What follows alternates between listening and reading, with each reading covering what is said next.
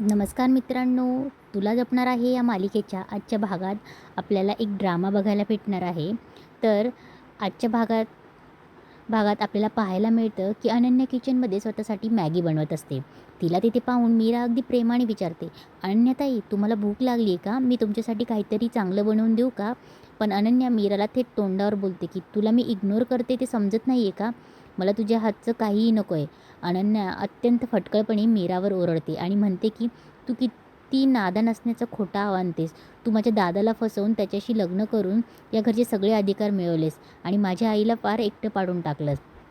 तेवढ्यात तिथे अनन्याच्या बोलण्याचा आवाज ऐकून नर्मदा आत्या आणि माया तिथे येते. तेव्हा नर्मदा आत्या विचारते की नक्की काय चाललंय. तेव्हा अनन्या आत्यालाही म्हणते की या मीरा वहिनीने दादाला पूर्ण मॅनिप्युलेट केलंय. यावर नर्मदा आत्या अनन्याला समजवण्याचा प्रयत्न करते की तू तुझ्या आईवर आंधळा विश्वास ठेवतेस. ती आतून कशी आहे हे तुला माहिती नाही आहे. पण ऐकण्याच्या मनस्थितीत नसलेली अनन्या नर्मदा आत्यावरही भडकते आणि बोलते, तुला तर माझी आई आधीपासून आवडतच नव्हती गं. ह्या मीराने दादासोबत तुम्हालाही गुंडाळलं आहे." तेव्हा अनन्या एवढ्यातच थांबत नाही. ती थेट मीराची तुलना मायासोबत करते. ती बोलते की हिच्यापेक्षा तर माया दादासाठी चांगली होती. माया ॲटलिस्ट तोंडावर एक आणि पोटात एक असं ठेवत तरी नाही. खरं तर दादाचं लग्न मायाशी व्हायला पाहिजे होतं. अनन्याचं हे बोलणं ऐकून मायाला आतल्या आत प्रचंड खुश होते आणि दुसरीकडे अनन्याच्या अशा वागण्याचा नर्मदा आत्याची पूर्णपणे बोलती बंद होते. स्वतःबद्दल इतकं वाईट ऐकल्यानंतर मीराला सहन होत नाही आणि ती रडत रडत तिथून निघून जाते. किचनमध्ये अनन्याने केलेल्या अपमानानंतर मीरा अत्यंत दुःखी होऊन रडत बसलेली असते. तेवढ्यात तिथे वेदा येते. मीराला असं एकटं आणि रडताना पाहून वेदा तिच्याजवळ जाते आणि तिला आई म्हणून हाक मारते. वेदाला समोर पाहून मीरा पटकन आपले डोळे पुसते आणि स्वतःला सावरते आणि तेव्हा वेदा बोलते की काय झालं. तेव्हा मीरा बोलते की काही नाही झालं. पण वेदा खूप समजूतदारपणे मीराला बोलते, "आई, मला माहिती आहे तू रडत होतीस आणि मला हेही माहिती की तू मला काही सांगणारही नाहीस, कारण मी लहान आहे ना. पण आई, मी जरी लहान असले तरी मी तुझी मुलगी आहे. सांग ना काय झालं." वेदा पुढे म्हणते की मला तू नेहमी हॅप्पी हवी आहेस. मी देवी आईजवळ प्रार्थना करेन की माझ्या आईला नेहमी आनंदी ठेव. वेदाचे हे गोड प्रेमळ शब्द ऐकून मीराचं मन भरून येतं. ती वेदाला प्रेमाने जवळ घेते आणि घट्ट मिठी मारते. मीरा वेदाला बोलते की बाळा, तुझी ही गोड प्रार्थना देवी आई नक्की ऐकेल. यावर वेदा मीराला वचन देते की आई, तू अशी कधीच सॅड नको राहू आणि मी तुला कधीच त्रास देणार नाही की अनहॅप्पी करणार नाही. या भावनिक संवादामुळे मीराला खूप दिलासा मिळतो. पण हा सगळा आनंद फार काळ टिकणार नसतो, कारण मंजिरी दुरून लपून या दोघींचं संभाषण ऐकत असते आणि पाहतही असते. तिच्या डोक्यात आणि नक्कीच काहीतरी नवा डाव सुरू झालेला असतो. मंजिरी मनाशीच बोलते, आई मुलीचं नातं असावं तर असं. फार सुंदर. भावनांचा पूर आला आहे ना दोघींमध्ये. थांबा जरा, थोडं वेळ थांबा. सकाळ होतात असा पूर येईल की. इकडे आपल्याला पाहायला मिळतंय की मीरा आणि अंबिका खोलीमध्ये बसून नकाशा नीट न्याहाळत असतात. आधीच्या त्या गोष्टी, ज्या दक्षिण भैरवी मंदिराचा उल्लेख होता, तेच मंदिर त्या नकाशामध्ये शोधण्याचा प्रयत्न करत असतात. पण खूप शोधूनही त्यांना नकाशामध्ये त्या मंदिराचा कुठेच पत्ता लागत नाही. तेव्हा मीरा बोलते की ताई, असं काही मंदिर खरंच अस्तित्वात असेल का गं? यावर अंबिका तिला समजावून सांगते की असेल मीरा, नक्कीच असेल. हे बघ, यातली बरीचशी मंदिर तर मी स्वतः मला माहिती, पण नकाशामध्ये त्याचा उल्लेख नाही आहे. कसं असतं ना, प्रत्येक गोष्टीची नोंद नकाशात असेल असं नसतं. या जगात अशा कितीतरी गोष्टी आहेत ज्याचा उल्लेख कुठेच आढळत नाही. फक्त लोकांनी शोधून काढलेल्या गोष्टीच नकाशावर दिसतात. हे मंदिर नक्कीच अस्तित्वात आहे आणि मला खात्री आहे की हे दक्षिणेलाच असेल. तेव्हा मीरा विचारते की असं कसं? त्यावर अंबिका उत्तर देते की अगं, त्या मंदिराचं नावच दक्षिण भैरवी मंदिर आहे ना, मग त्या दक्षिण वरूनच हे नाव दिलं गेलं असणार. त्यामुळे आता आपल्याला कशाही परिस्थितीत हे मंदिर शोधून काढावंच लागेल. त्या दोघींचं बोलणं सुरू असतं. तेवढ्यात नर्मदा आत्या एकदम घाबरत आणि धापा टाकत खोलीत येते. ती प्रचंड अस्वस्थ होऊन बोलते, "मीरा, मीरा, चल पटकन खाली चल." नर्मदा असं घाबरलेलं पाहून मीरा दचकते आणि विचारते, "काय झालं आत्या? एवढं घाबरायला काय झालं?" तेव्हा नर्मदा सांगते, "अगं, खाली खूप मोठा अनर्थ झाला आहे. अथर्व प्रचंड चिडला आणि तो थेट मंजिरीवर धावून गेला आहे." हे ऐकून मीराला मोठा धक्का बसतो. ती बोलते की काय? तेव्हा नर्मदा तिच्या हातात एक मॅगझिन देते आणि बोलते की हे बघ, मॅगझिनमध्ये जे काही छापून आलं आहे ते वाचून अथर्वचा ताबा सुटला आहे आणि तो पूर्णपणे बिथरला आहे. मीरा लगेच नर्मदेच्या हातून मॅगझिन घेते आणि त्यातली बातमी वाचते. त्या मॅगझिनमध्ये मंजिरीने एक अत्यंत धक्कादायक बातमी छापून आणलेली असते. त्याचं हेडिंग असतं, प्रॉपर्टीसाठी रामपुरे घरात मोठा वाद. ते मॅगझिन वाचून आणि घराबाहेर पडलेली ही बातमी पाहून संपूर्ण रामपुरी कुटुंबाची प्रतिष्ठा पणाला लागलेली असते. एरवी अत्यंत शांत, समजूतदार आणि घरातल्यांचा आदर करणारा, ज्याला सगळे श्रावण बाळ म्हणून ओळखायचे, तोच अथर्व आता आपली मर्यादा ओलांडून चवताळलेल्या दुर्योधनसारखा वागत असतो, असं तिने मंजिरीने छापलं होतं. इकडे अथर्व मॅगझिन धरून मंजिरीला प्रचंड ओरडत असतो की तो संतापाने विचारतो की मॅगझिनमध्ये हे काय घाणेरडं छापून आणलेस तू. अथर्वचा हा रुद्र अवतार पाहून मंजिरी मात्र खोटा आवाहनतेने बोलते की अथर्व, मी काहीच केलेलं नाही, यात माझी काहीच चूक नाही आहे. पण अथर्व तिच्यावर विश्वास ठेवत नसतो. तो बोलतो की तुझ्यामुळे, फक्त तुझ्यामुळे आज या घराची, संपूर्ण रामपुरे घराण्याची बदनामी झाली आहे. इकडे आपल्याला बघायला भेटतं की अथर्व प्रचंड संतापलेला असतो. तो मंजिरीवर धावून ओरडतो की आऊट आऊट, या घरातनं बाजूला हो इथून.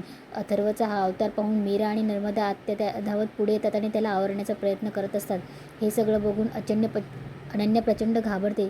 ती ओरडत पुढे येते आणि विचारते की दादा दादा, काय करतोयस तू.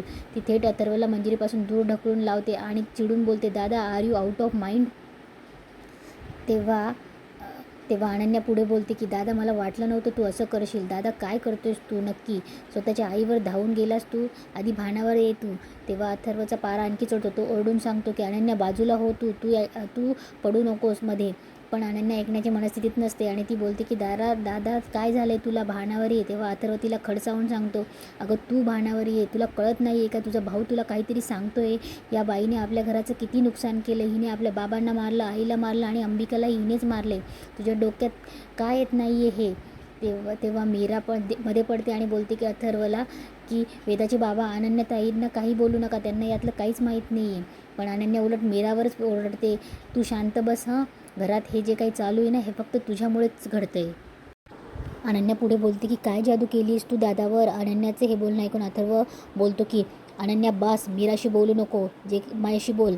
तेव्हा अनन्या बोलते की दादा, काय करतोयस तू. तेव्हा तेव्हा अनन्या बोलते की तुला कळतंय का. तेव्हा अथर्व बोलतो की मला कळत नाही आहे, मला कळत नाही. हे वाच, हे मॅगझिनमध्ये नक्की काय छापून आलं आहे ते. अथर्व बोलतो की आपल्या बाबांनी कमवलेली इज्जत या बाईमुळे पाण्यात गेली आहे. तेव्हा मंजिरी लगेच नाटक करत बोलते की अथर्व, अरे मी काहीच केलेलं नाही आहे. तेव्हा मंजिरी बोलते, तू त्यांच्यासमोर माईक आदळलास आणि मग त्यांनी हे छापून दिलं, तर त्यात माझा काय दोष. यावर अथर्व बोलतो की तू गप्प बस, तुझे सगळे खेळ कळतायत मला. तेव्हा मंजिरी उभी राहते आणि बोलते की अरे कसले खेळ, तू काय बोलतोयस, तुला तरी कळतंय का. अथर्व मंजिरी पुढे पुन्हा धावून जायला निघतो, पण मीरा त्याला मागे ओढते आणि बोलते की वेदाचे बाबा, तुम्ही चला आत खोलीकडे. तिकडे अनन्या मंजिरीला प्रोटेक्ट करत उभी असते. अथर्व तिथून जाता जाता अनन्याला इशारा देतो, अनन्या, तू खूप मोठी चूक करतेस, नंतर पस्तावशील. त्यानंतर मीरा अथर्वला घेऊन तिथून निघून जाते. घडलेल्या या गोष्टीमुळे नर्मदा आत्यालाही खूप वाईट वाटत असतं. ती मंजिरीकडे अत्यंत रागाने बघत असते. बाजूला उभी असलेली अंबिकाही मंजिरीकडे तितक्याच संतापाने पाहत असते. आणि दुसरीकडे अनन्या मंजिरीची विचारपूस करते की आई, तू ठीक आहेस ना, तू शांत हो आधी. हे पाहून मंजिरीला मनातल्या मनात हसू येतं आणि ती स्वतःशीच बोलते, वा, सगळं अगदी सुरळीत सुरू आहे, अगदी माझ्या म्हणण्याप्रमाणे. मीरा अथर्वला खोलीत घेऊन आल्यावर त्याच्यावर ओरडत असते, काय करताय तुम्ही त्या बाईवर अशा सगळ्यांसमोर का सुटताय. तुम्हाला काय गरज आहे त्यांच्यावर अशी धावून जायची. तुम्हाला किती वेळा सांगितलं मी. नाही, माझंच चुकलं, मी तुम्हाला त्या गोष्टी सांगायलाच नको होत्या. जे काही करायचं होतं ना, ते मी करायला हवं होतं एकटीने, तुम्हाला सांगायलाच नको होतं. मीरा प्रचंड चिडलेली असते आणि पुढे बोलते, अशाने काय होणार आहे माहिती का, अनंताईंचा जो तुमच्यावर विश्वास आहे ना, तो कायमचा उडून जाईल. तेव्हा अथर्व शांत होतो. तेव्हा अथर्व बोलतो की बघ ना, काय वाटतंय मला, तू माझ्या जागी येऊन बघ, किती गोष्टी अशा झाल्या आहेत की मला काही कळत नाही.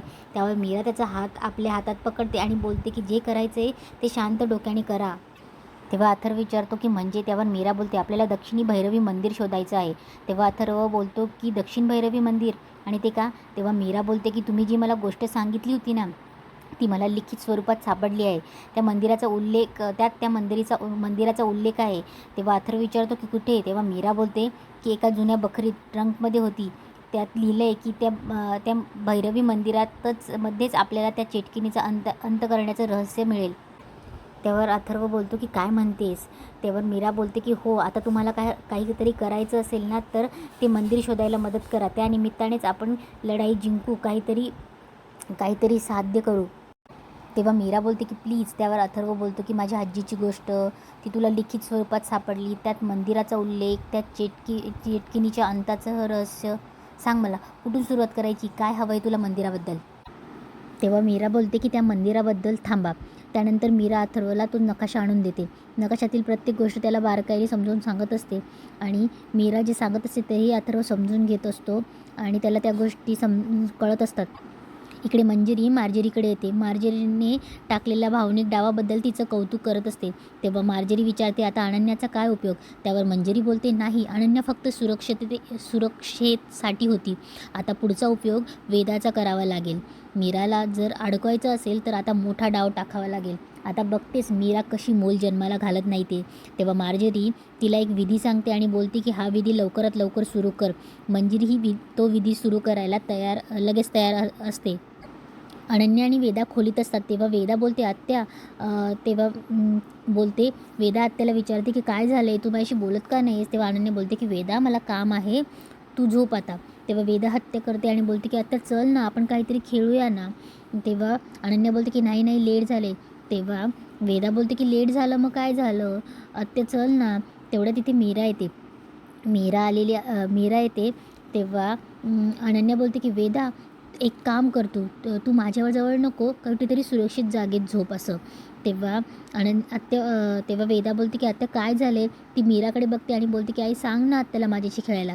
तेव्हा मीरा बोलते की चल वेदा झोपायला, बाबा आपली वाट बघतायत. पण वेदा बोलते की थांब आई. तेव्हा ती बोलते की तुम्ही दोघं बोलत का नाही आहेत.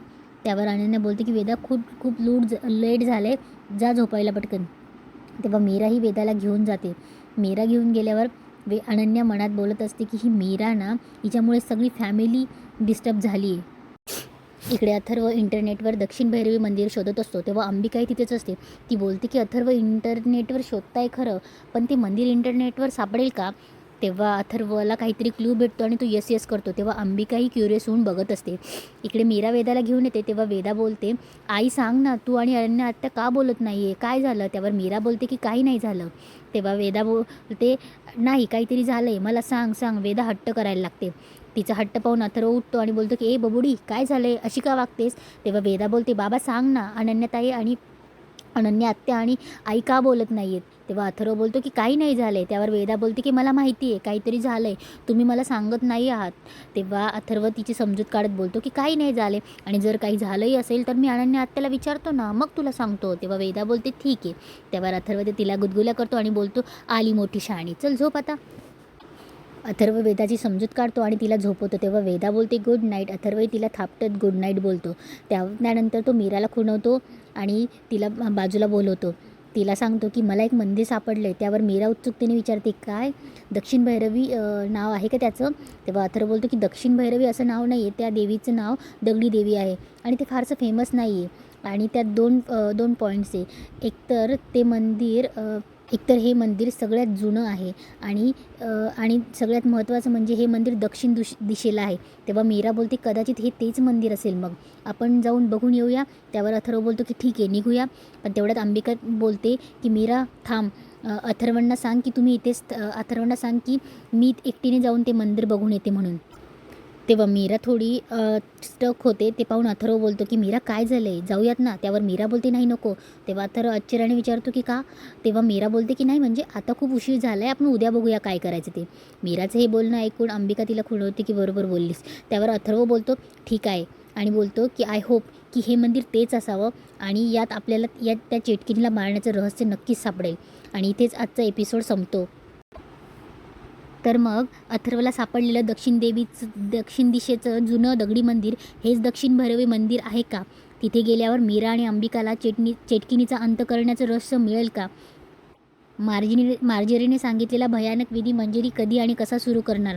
मीराला मूल जन्माला घालण्यापासून रोखण्यासाठी ती वेदाचा वापर मीराला मूल जन्माला घालण्यासाठी ती वेदाचा वापर कसा करणार. पुढील भागात या सर्व प्रश्नांची उत्तरे कशी मिळतील हे आपण लवकरात लवकर पुढच्या भागात बघूया. तर मग मंडळी, इथपर्यंत साथ दिल्याबद्दल धन्यवाद. आता पुढचा टप्पा गाठण्यासाठी फक्त एक क्लिक करा आणि सबस्क्राईब करून सपोर्ट करा. धन्यवाद.